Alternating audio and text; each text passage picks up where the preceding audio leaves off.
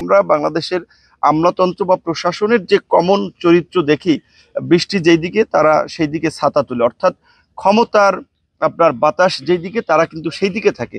তো এই প্রশাসন যদি আগেই ধরেন ধারণা পায় যে অমুক দল ক্ষমতা আসতেছে, তাহলে কিন্তু বর্তমান সরকারের কথা প্রশাসন শুনবে না।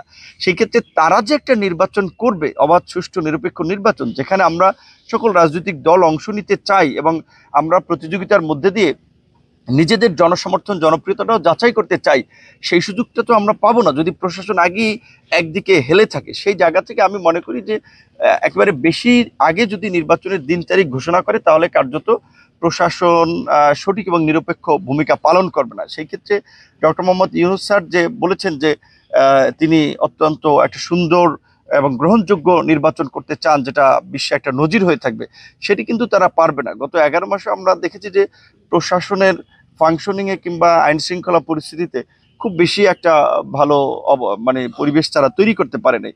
সুতরাং এই পরিবেশটা তৈরি না করেই যদি তারা নির্বাচনের তোড়জোড় নিয়ে ব্যস্ত থাকে, তাহলে কিন্তু এটা আরো হিতে বিপরীত হবে।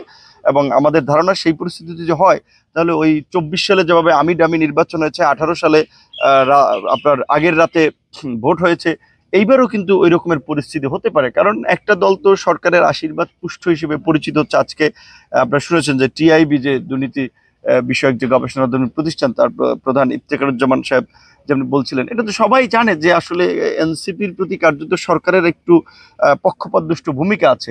আবার বিএনপি একটা বড় দল, তাহলে ওকে এইভাবে যদি তারা চিন্তা করে যে বিএনপি ক্ষমতায় আসবে, এনসিপি বিরোধী দল হবে, এইভাবে যদি একটা মনস্তাত্ত্বিক অবস্থান তারা তৈরি করে নেয়, তাহলে কিন্তু দেশে এই নির্বাচনটা সুষ্ঠু হবে না এবং নির্বাচনে একটা মহাসংকট তৈরি হবে।